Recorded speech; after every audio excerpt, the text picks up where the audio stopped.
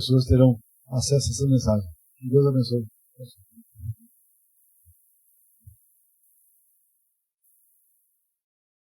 Graça e paz, irmãos. Uma boa noite a todos.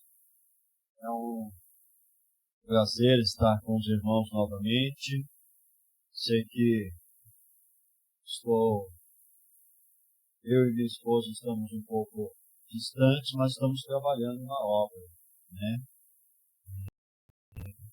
Às vezes, por conta de compromissos anteriormente assumidos, nós não estamos aqui com os irmãos, mas estamos anunciando a palavra aonde o Senhor tem nos mandado.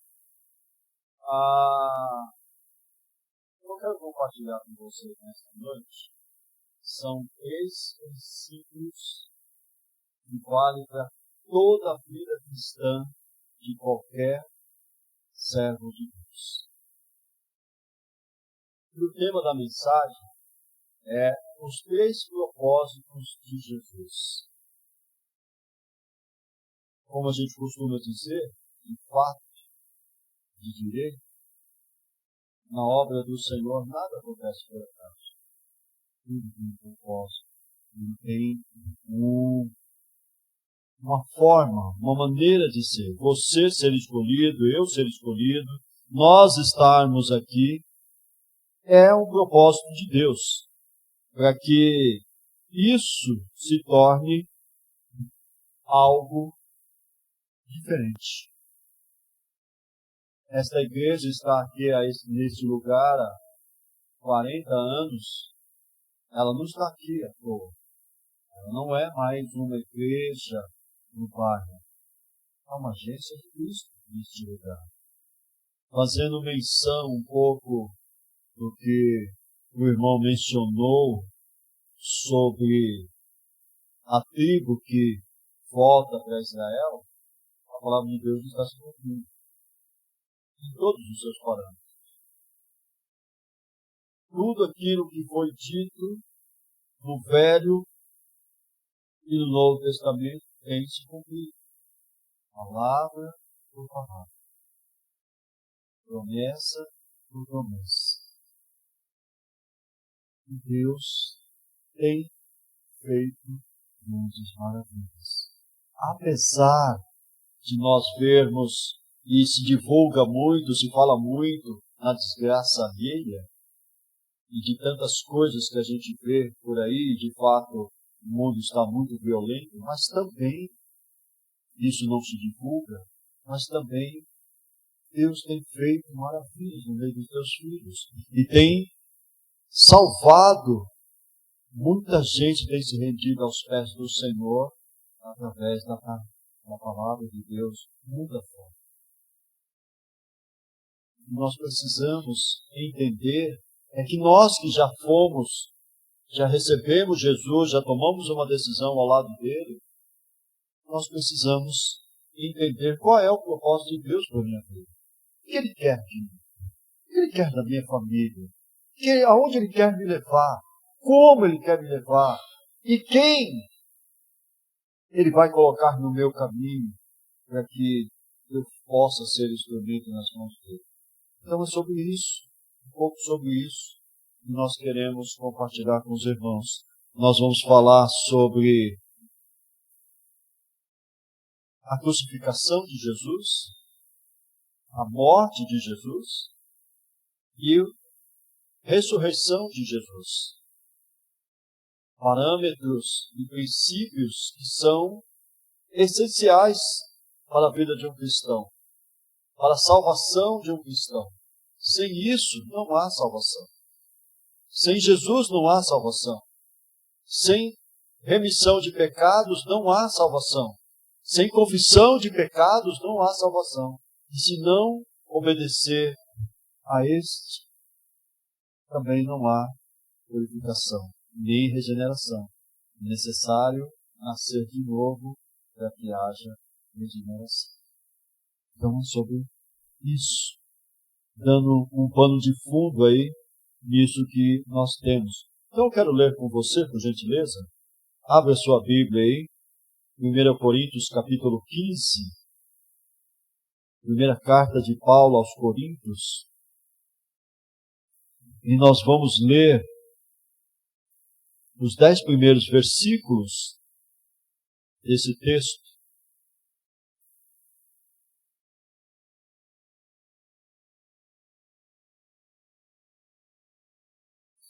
Primeiro Coríntios, capítulo 15, a partir do verso 1. Amém? Todos acharam aí? Vamos lá?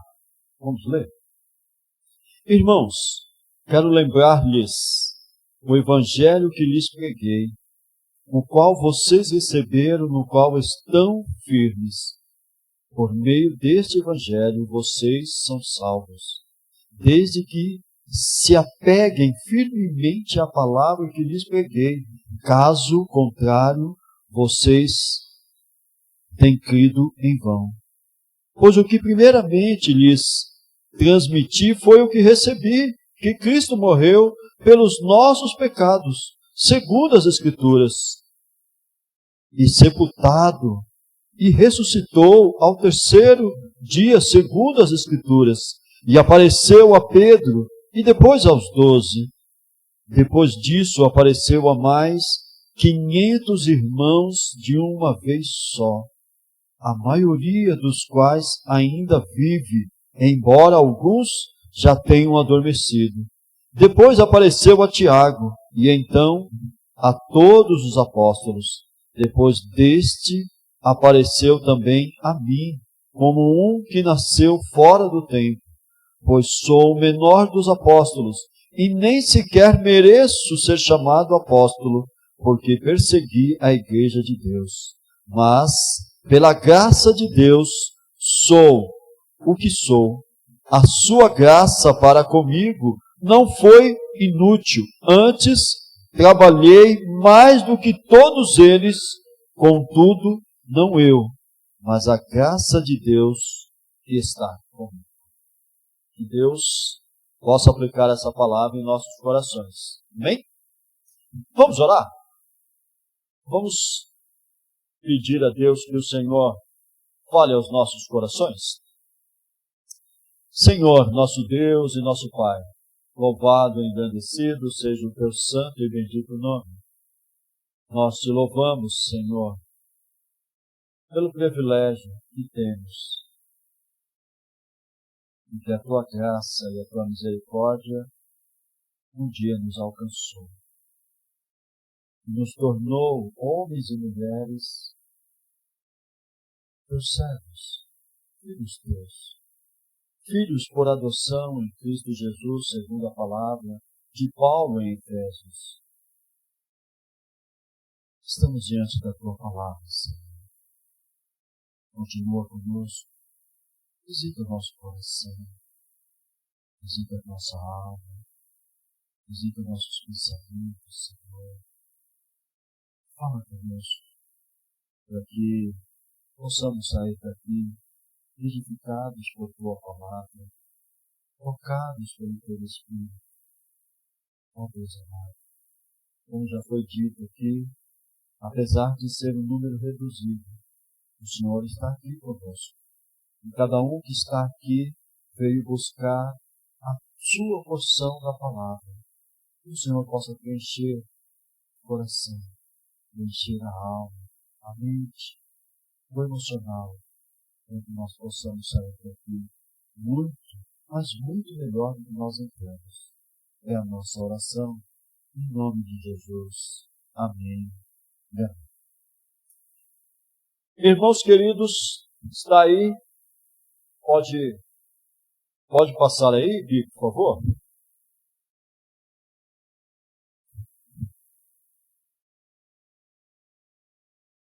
Joia. A nossa introdução, estou introduzindo o sermão com um verso, que é o verso-chave desse texto. Então, pois o que primeiramente lhes transmiti foi o que recebi, o que Cristo morreu pelos nossos pecados segundo as Escrituras. O verso 4, foi sepultado e ressuscitou no terceiro dia, segundo as Escrituras, e apareceu a Pedro e depois aos 12. Alguns escritores falam a respeito disso. Alguns historiadores tentam desmistificar ou tentam mentir uma verdade que ela não é real, por não acreditar na palavra de Deus, na Bíblia. Então existem várias teorias que Jesus não ressuscitou e que o seu corpo foi tirado do sepulcro e levado para algum lugar que ninguém sabe explicar. Mas isso são teorias humanas, nós sabemos disso. O fato é que de toda a história da humanidade não existe outro líder, homem especial, que marcou a sua geração, onde não tivesse o túmulo ali e escrito na lápide: aqui jaz fulano de tal, aqui jaz Beltrano, aqui jaz Ciclano. O sepulcro de Jesus está vazio. Ele não está lá. Pelo contrário, está aqui. Ele vive. E isso, a prova viva que ele vive, são as testemunhas, além dos discípulos, que evidenciam a sua vida. E isso é muito interessante, porque isso nos traz esperança. Isso nos traz certeza. Isso nos traz convicção que Ele é muito maior do que a morte, que Ele venceu a morte. Então tudo isso, meus amados irmãos, se nós cremos nesta palavra e temos a convicção que ela é a nossa regra de fé e prática, então é por este livro que nós temos que nos basear. É por este livro que nós temos que caminhar. É por este livro que nós temos que colocar a nossa vida e o ensinamento da nossa família através deste livro. Porque é através deste livro que nós fomos alcançados. É através da palavra que nós fomos alcançados. É através do sacrifício de Jesus que nós temos o privilégio de sermos chamados servos de Deus.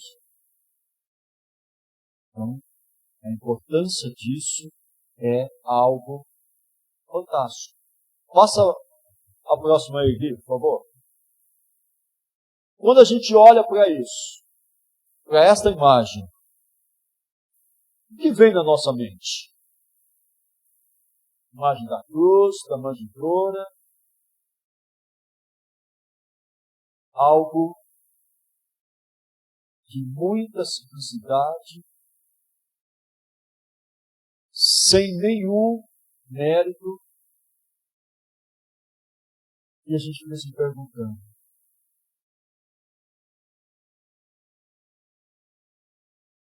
por mais pobre que eu seja, será que eu deixaria um filho meu nascer numa manjedoura, no meio de um estábulo, no meio de animais? Tenho certeza que ninguém faria isso. Nenhuma mãe que aqui está permitiria que o seu filho nascesse assim. Mas Maria e José teve o seu filho numa manjedoura, porque os hotéis, as pousadas de Jerusalém estavam tudo cheio. Não tinha espaço. Ninguém quis dar um lugar para eles. E a criança precisava nascer. E o único lugar que eles acharam foi uma manjedoura. Quando a gente olha para isso, a gente tem que começar a pensar algumas coisas. Jesus era o dono de tudo, sim ou não? Ele tinha todo o poder. Poderia ter preparado o nascimento dele mesmo num lugar melhor, sim ou não? Por que ele nasceu numa manjedoura? Para nos ensinar a ser humildes, a não querer dar o passo maior que a terra, a não sermos avarentos, a não querermos ser melhor do que os outros, como a gente vê aí fora, cheio de pessoas querendo ser melhor do que os outros, e talvez tenha um carrinho melhor, talvez tenha uma conta bancária melhor, talvez porque tenha uma casinha melhor. Isso não nos dá o direito de sermos arrogantes, ou queremos ser melhor que os outros. O nosso mestre nos ensina isso. Então é isso que representa esta imagem. Uma cruz que é considerada um lugar de dor, de vergonha, e uma manjedoura, um lugar simples, sem conforto, no meio dos animais. Pode passar a próxima, por favor. E aí a gente começa a caminhar nesse sentido. O primeiro tópico, que ele está dividido em algumas partes, é o propósito da encarnação. Por quê? Para quê? Para que os homens pudessem receber a Cristo. Pode completar aí. Então, o que a gente vê? Dá para todo mundo enxergar aí, né? Então, o que a gente vê? João 1,18. Ninguém jamais viu a Deus, mas o Deus unigênito, que está junto do Pai, o tornou conhecido, para que todos tenham a oportunidade. João 3,16. Essa graça é dada por Cristo a todos. O Cristo que veio morte vive em nós. Algo básico. Todos vocês já ouviram isso, já viram isso em alguma mensagem, do pastor Gilberto, ou de qualquer outro pastor, na internet, enfim. Pastor Lico, por que a gente tem que ver sobre isso? Porque nós precisamos lembrar de onde nós saímos e aonde nós estamos.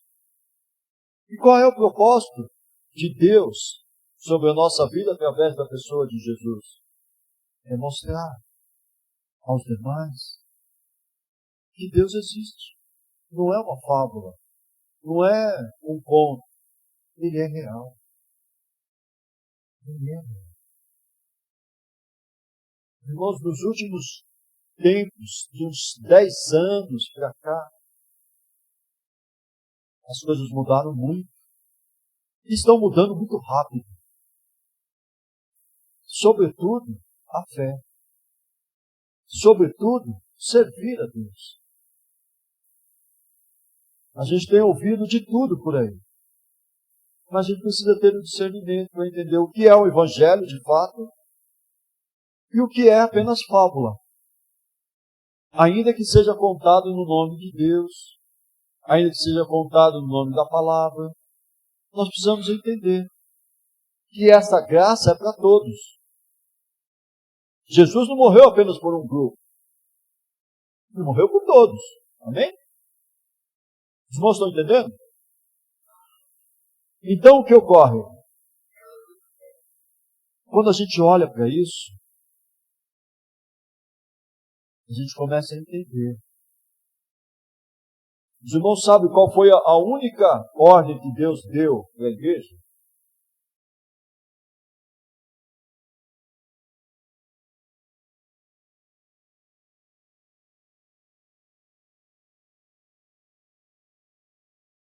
Ide por todo mundo e pregar o Evangelho.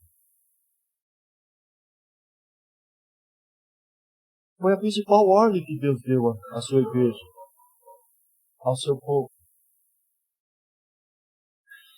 Só que o que menos a gente vê nos dias de hoje é exatamente isso. É a gente se colocar na brecha para ganhar uma alma para Cristo. É fácil? Não. É uma tarefa árdua que você tem que se colocar na brecha. Você tem que se dispor no tempo e amar as pessoas. Por isso Jesus fala em João 3,16.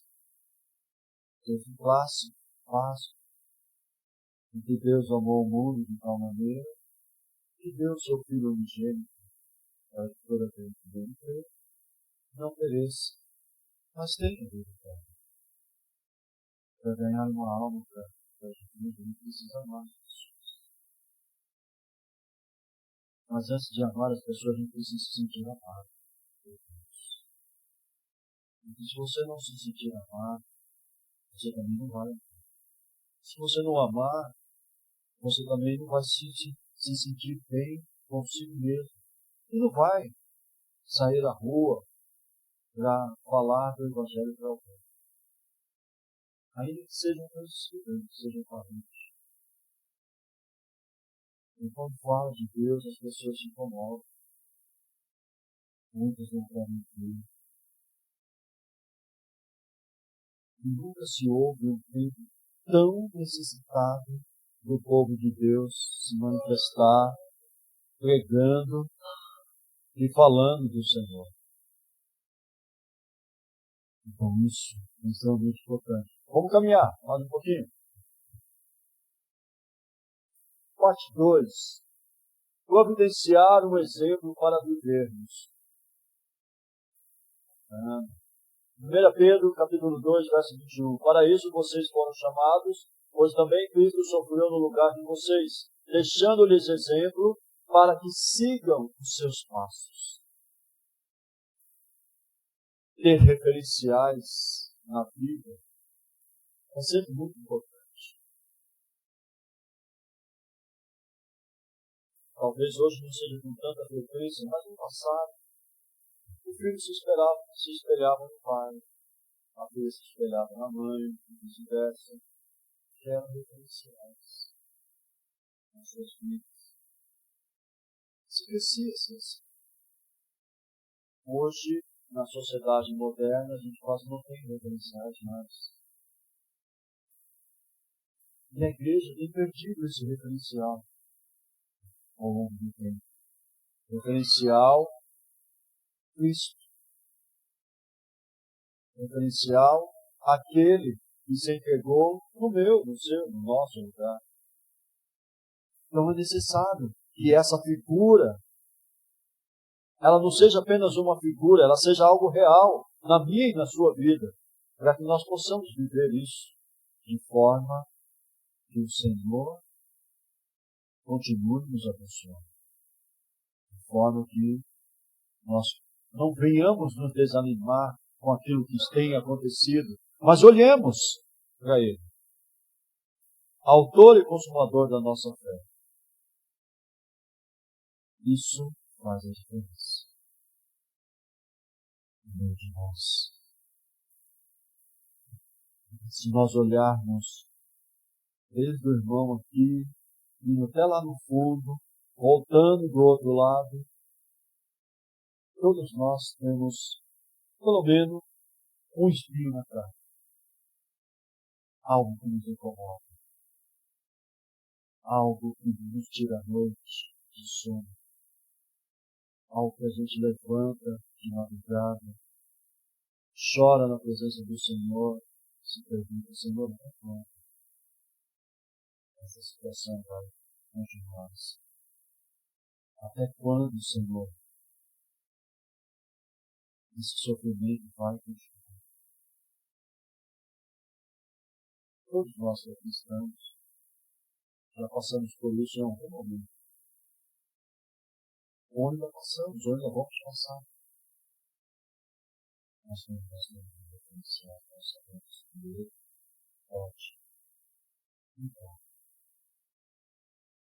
se nós confiarmos em Deus, então isso faz a diferença. Esse é o propósito da encarnação. Por isso, esse é um dos propósitos pelos quais Jesus veio ao mundo. Nos ensinar. Nos mostrar como fazer e o que fazer. Vamos para frente aí, Gui.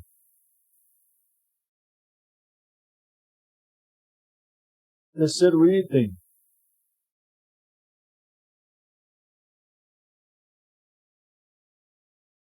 Olha só. Esse é o papel daquele que tenta nos impedir de fazer a obra. Destruir as obras do diabo. Ele já está condenado. Mesmo que ele se arrependesse de tudo, ele não tem salvação. Porque ele estava lá na glória com Deus. E ele quis ser mais do que Deus. Então, como ele não pode escapar disso, ele vai tentar fazer de tudo para que a obra do Senhor não vá à frente. E aí a gente tem uma afirmação. Aquele que pratica o pecado é do diabo, porque o diabo vem pecando desde o princípio. Para isso o Filho de Deus se manifestou, para destruir as obras do diabo. E aí, aqui é interessante a gente abrir um parênteses.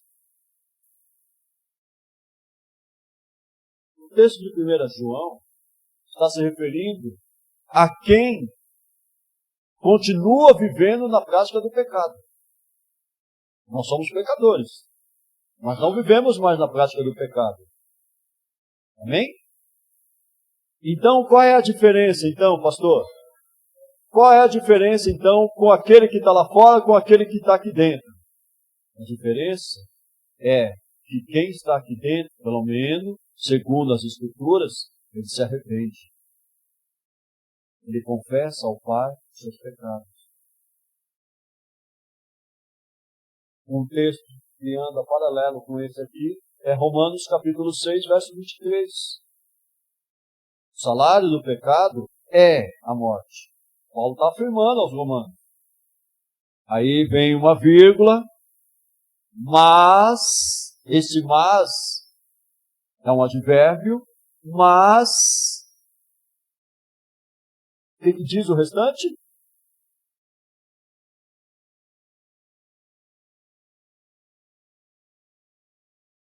Então, porque o dom gratuito de Deus é a vida eterna. O mesmo Paulo afirma.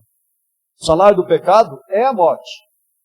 Mas o dom gratuito de Deus é a vida eterna. E tudo isso só é possível por causa de quem? Jesus Cristo. Porque o sacrifício dele nos torna justificados. Nós não somos justos. Não é mérito seu, ou meu, ou nosso. É mérito de Deus. É a graça e a misericórdia dele.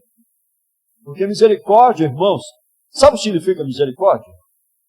Misericórdia é o castigo que eu e você merecíamos e o Senhor entrou com a sua misericórdia. Graça é, nós não merecíamos e nem merecemos, mas Ele nos concede. Entendeu? Graça e misericórdia. Misericórdia se renova a cada manhã porque o homem é mau. Se nós não vigiarmos, todo santo dia, o velho homem e a velha mulher tentam se levantar. Todo santo dia. Você está no trânsito, está dirigindo, e alguém passa por você, te dá uma cortada, te fecha, você olha assim. Mas a vontade era de falar para o cidadão ir lá para a ponte que caiu. Mas a misericórdia me impede, porque o Espírito Santo está em mim. Amém? Então, isso é importante a gente olhar. Vamos prosseguir mais um pouquinho.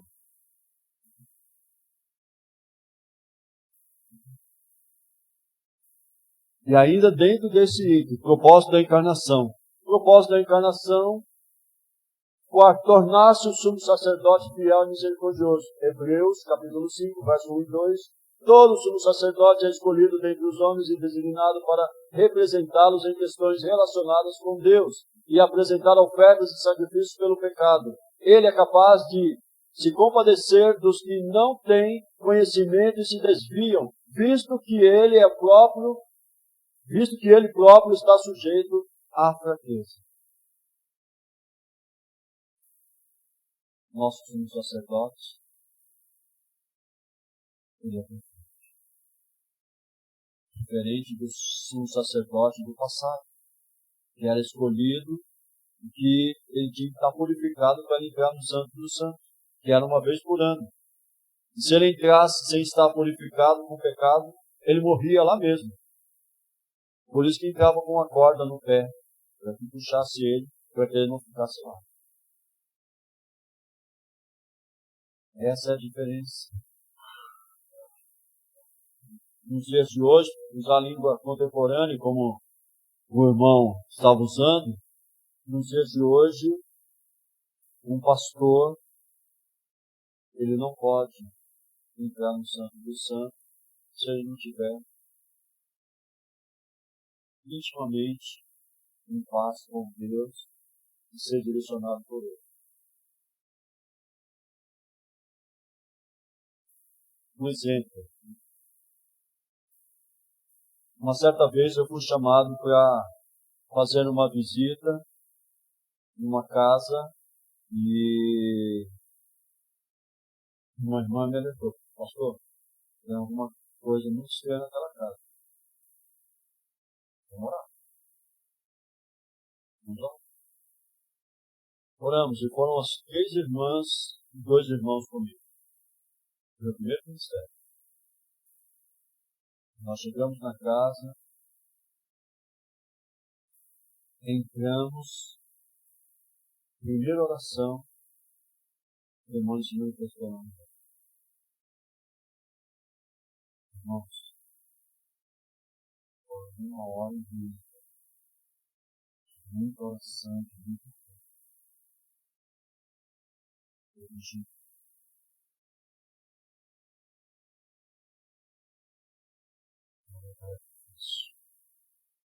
se você não tiver voltado para o Senhor, você como uma rasteira. Meu adversário olha para a tua cara e não vai dar risada. Ele vai falar: eu não conheço você. Quem é você? Isso mesmo.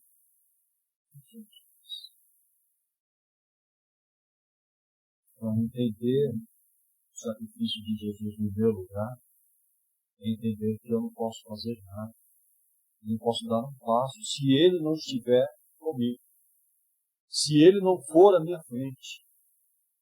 Então, irmão, irmã, imagino eu que vocês já façam isso, mas eu quero só reforçar. Se você vai fazer, nós estamos chegando no final de 2025, para iniciar 2026. Talvez você já esteja fazendo planejamento para 2026. Coloca isso nas mãos do Senhor. Deixa o Senhor tomar a gente. Deixa Ele mostrar para você o que realmente vai dar certo e o que não vai dar certo. Para você não tomar uma decisão equivocada, pagar um preço alto lá. E se frustrar diante de Deus: Senhor, mas eu não pedi tanto para o Senhor. Senhor, mas eu não fiz isso. Eu não fiz o que o Senhor me pediu. Mas talvez eu não esperei a resposta de Deus. Talvez eu não entendi a resposta de Deus. Muitas vezes, irmãos, a gente tem que ter aquelas orações com Deus. Senhor, eu não vou falar o personagem, vocês vão lembrar. O personagem que pegou no pé do anjo e falou: o senhor não sai daqui enquanto a minha bênção não chegar, o senhor não sai daqui. E eu vou continuar pedindo, e eu vou continuar orando. Às vezes a gente tem que fazer assim: Senhor, Senhor, olha, se depender de mim, Senhor, eu vou fazer uma besteira. Me ajuda, me dá um sinal. Me mostra o que fazer, como não fazer. Aí eu lembro de Arão, irmão de Moisés, totalmente descrente. E depois de um clamor, o pai dele, Arão, e sua irmã, reuniu o povo, orou, e eles sentiram que Deus, Arão revoltado porque o tal do Apolo queria matar o filho dele, que era Osés, depois se tornou Josué. Deus fala com Arão.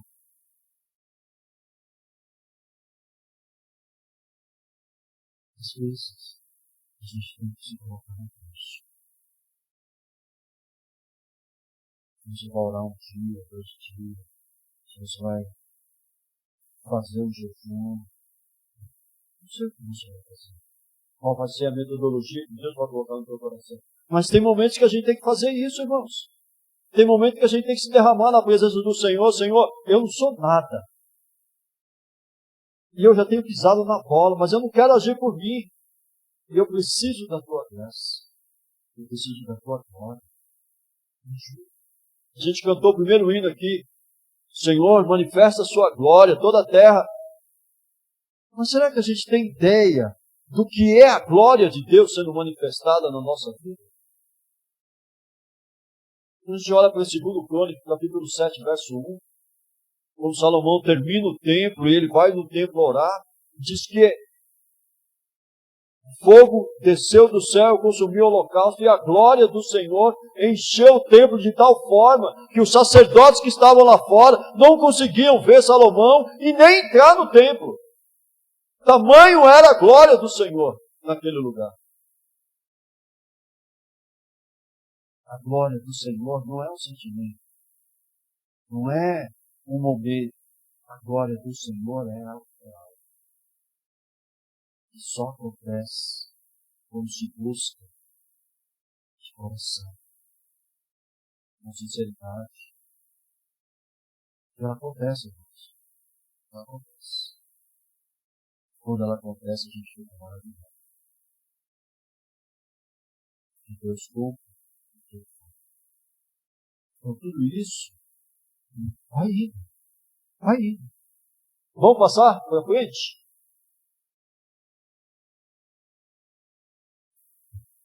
Quinto e último. Cumprir a promessa do filho de Davi. Reinará para sempre. Lucas 1, verso 31 a 33. Você ficará grávido e dará à luz, todo mundo conhece o texto. Havia-se uma profecia para o nascimento de Jesus. O profeta Isaías profetizou isso 800 anos antes de Cristo vir ao mundo. Então Maria foi a escolhida. E quando Maria foi escolhida, o José, quando ficou sabendo, o José não gostou muito da ideia, não. Só que José era um cara educado, gentil. Ele não queria colocar a moça em situação difícil. Então ele ia sair, ia deixar. Mas aí o Espírito Santo manda o anjo, e o anjo fala com Maria, e o anjo fala com José. E acontece um milagre. E a profecia descrita pelo profeta Isaías lá atrás se cumpre num futuro tão distante dele. Isso é ser mirado. Isso é fazer parte da glória do Senhor. Então, quando a gente fala do propósito da encarnação, encarnação é se referindo ao nascimento de Jesus como homem, natural, como nós. Mas ele não foi concebido pelo homem. Ele foi concebido pelo Espírito Santo.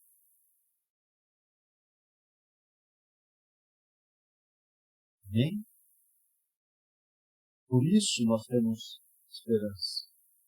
Por isso, quando a gente olha para o texto que a gente leu inicialmente, em 1 Coríntios capítulo 15, a gente entende por que Paulo estava falando à igreja do jeito que estava falando. Porque o Evangelho é assim. Ele é puro. E ele precisa ser passado da forma que ele é. Talvez algumas palavras, alguns não vão gostar. alguns que vão estar na igreja não vão se sentir à vontade, porque vão falar, nossa, a palavra é muito dura, nossa, a palavra é muito pesada, nossa, outros vão falar, o pastor estava com raiva e desceu o rei na igreja. Não. O Evangelho é claro, é objetivo, é puro. Então o sacrifício de Jesus, as chicotadas que ele tomou, as chibatadas, os escárnios, a perseguição, não foi à toa. O propósito que Deus havia feito para Jesus estava se cumprindo. E se cumpre conosco, na minha, na sua, nas nossas vidas. Por isso, irmãos, é tão importante que nós, como igrejas, vivemos o Evangelho, anunciemos o Evangelho das pessoas que estão à nossa volta. Seja falando, seja com atitudes que identificam, seja através de um testemunho, mas as pessoas precisam olhar para nós e ver Jesus em nós. Por isso você foi salvo. Por isso você foi transformado. Por isso você está aqui. Por isso nós estamos aqui. Você que está do outro lado, nos ouvindo, nos vendo, pela internet, você também pode desfrutar disso, caso você ainda não seja um servo ou uma serva do Senhor. Porque Jesus morreu por todos. Ele morreu apenas por outros. Morreu por todos. Tudo isso vale por mim. O seu tempo de culto aqui não é perdido, meu irmão e minha irmã. É um tempo precioso. É um tempo onde eu e você podemos aprender um pouco mais da palavra. Fortalecermos a nossa fé. Fortalecermos a nossa comunhão uns com os outros.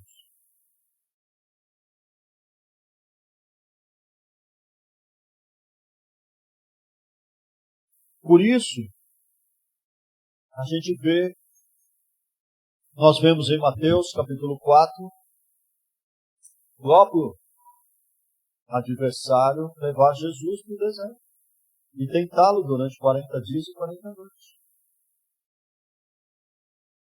Qual era o propósito? Jesus se prostrasse diante dele. Jesus o adorasse. E assim ele faz até hoje, irmãos. Se ele teve a ousadia de tentar o próprio Deus na pessoa do Senhor Jesus, você acha que ele não vai tentar você? Você acha que ele não vai tentar a mim, a nós? É claro que ele vai. Só que as artimanhas dele são variadas e vão variando. E vai mudando nomes, vai mudando situações, vai mudando tudo. Por quê? Antigamente, quando a gente olhava alguém que não trabalhava, que estava fazendo alguma coisa, ou que tinha uma tatuagem, era tido como alguém não muito bom. Não era de uma boa família, que não era boa ainda. Hoje todo mundo usa tatuagem. Ele virou moda usar tatuagem. Quando se encontrava alguém que usava droga, na grande maioria, era delinquente, bandido. Hoje a grande maioria usa droga, da juventude, até no meio adulto. É certo? Não. Mas já estão pensando, ainda não liberaram totalmente, mas já estão pensando em liberar. Isso tem destruído famílias, tem destruído jovens, tem destruído casamentos, tem destruído homens e mulheres inteligentes que tinham um futuro enorme pela frente. Então não é algo simples, é algo sério.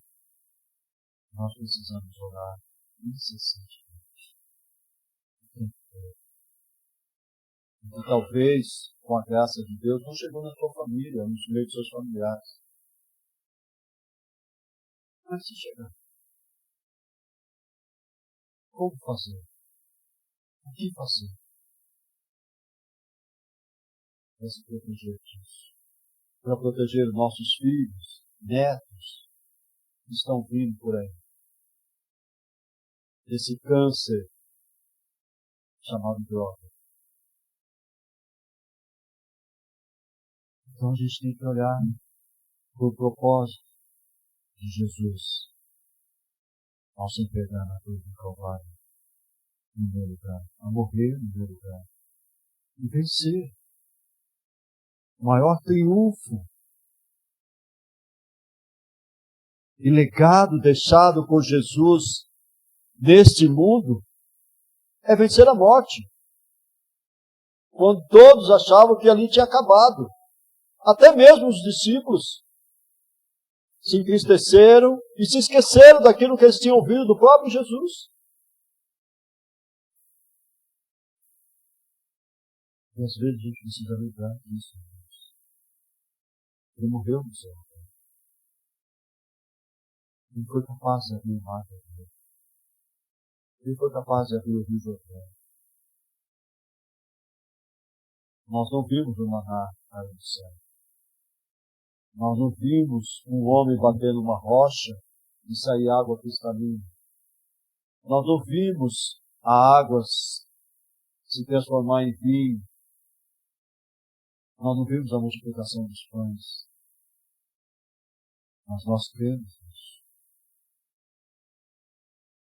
Porque nós não cremos por olhar, nós cremos por crer. Quando a gente olha para isso, a gente sabe que nós podemos ver muito mais. Então, queridos, eu quero concluir esse sermão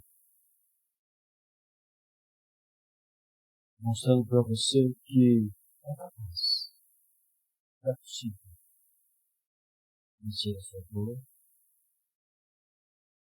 vencer o seu problema, vencer a sua dificuldade ou daqueles que estão ao seu redor, se nós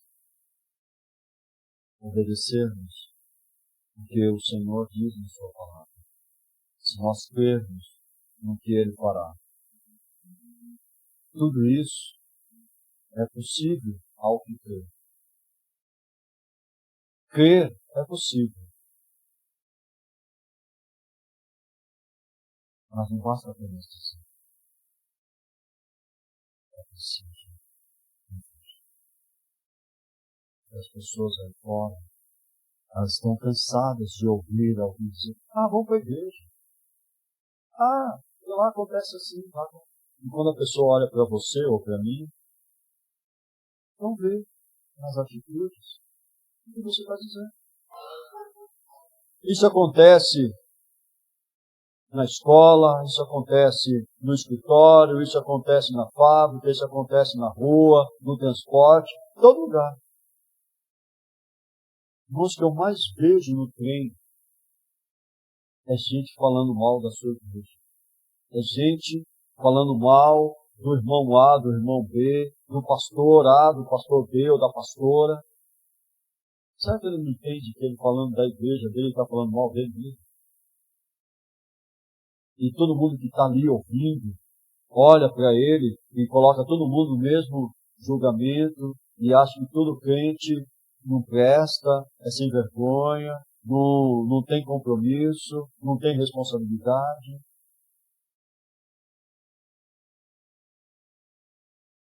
Eu já fui em loja para comprar alguma coisa e caí na besteira de falar que era pastor. E o cara olhar para mim e falar assim, não, aqui a gente não vem com o pastor tem que falar tudo. Pense, irmãos. Não sabia onde colocar a minha cara. Fiquei tão envergonhado, mas tão envergonhado, que eu saí dali. Sabe quando você sai de um lugar sem rumo, meio atordoado? complete. A gente ouve coisas e somos julgados por aquilo que a pessoa nem conhece a gente, nem sabe quem a gente é, mas porque o outro fez, a gente entra. Então, nós podemos mudar isso. Até porque a orientação da palavra, ela é muito clara para muita coisa. É tudo que nós temos. Jesus não disse que a palavra do crente tem que ser sim, sim. Que passar disso é ponto. Então, o que a gente tem de crentes nas nossas igrejas, mentiroso, caloteiro, que gosta de passar a perna nos outros, não viu a instrução de Jesus. Não tomou para si o conselho da palavra. Sabe? A gente precisa ter isso muito claro na nossa mente. Eu sou do tempo que, quando chegava em casa com alguma coisa, de moleque, a primeira pergunta que meu pai falava: onde você arrumou isso aí? Ah, foi fulano que me deu. Foi. Então você volta do mesmo jeito que você veio e leva e devolve lá.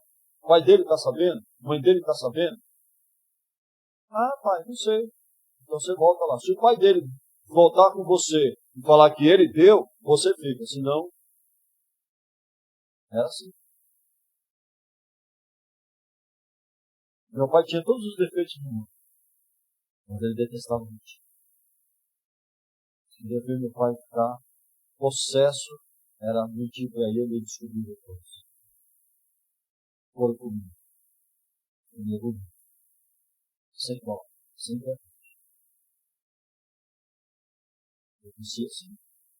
Então, nós temos algumas coisas que não me descem. Eu não consigo entender um crente mentir. Mentir. Às vezes é melhor falar a verdade. Ainda que doa, mas fale a verdade. De repente a pessoa vai tomar aquele susto. Poxa, eu estava esperando isso de você. Mas é verdade. Se ele for uma pessoa consciente, ele vai olhar para você e dizer: obrigado. Você não precisa ver. Obrigado por você, sincero. Então, às vezes falta isso no nosso meio. Estou dizendo que a igreja aqui não tem isso, tá, irmãos? Estou dizendo que é uma realidade que nós estamos vivendo nesse tempo. E eu não estou falando lá de fora. Estou falando das nossas igrejas. Batista. Não vou para outra denominação, não. Vou para da minha igreja, da minha denominação. Pelo que eu vejo. Então, olhar para isso, fazer uma auto-reflexão de mim. É ver aonde eu estou errando diante dessa verdade de Cristo e consertar diante de Cristo.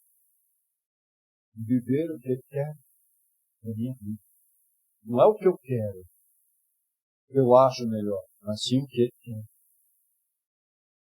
Para todos nós. Por isso que faz a diferença.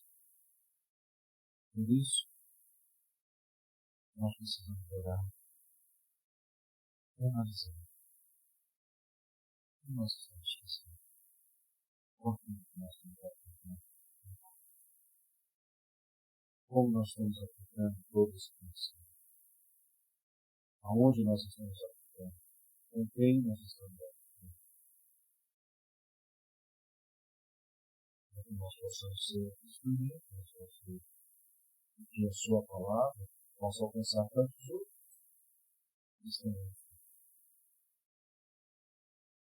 Por isso, meus irmãos, que Deus nos abençoe. E eu espero, sinceramente, que os irmãos tenham entendido. Saiam daqui com a sua posição da palavra. Saia daqui edificado pela glória do Senhor. Leve isso para a tua semana, no seu dia a dia. Leve isso para os seus familiares. Compartilhe a palavra do Senhor. com seus familiares. Compartilha o que você aprendeu, o que você pegou para você. Leva para eles. Ainda que você fale, mas não adianta eu falar, porque santo de casa não faz milagre. É verdade. Então, se não adianta falar, começa a viver. Mostra para aqueles que estão ao seu redor, com as suas atitudes, que você não é mais a mesma pessoa que eles conheceram. Você está diferente. Você não é melhor do que eles, mas você está diferente porque Cristo mudou você. É isso que faz a diferença. No seu trabalho, onde você estiver.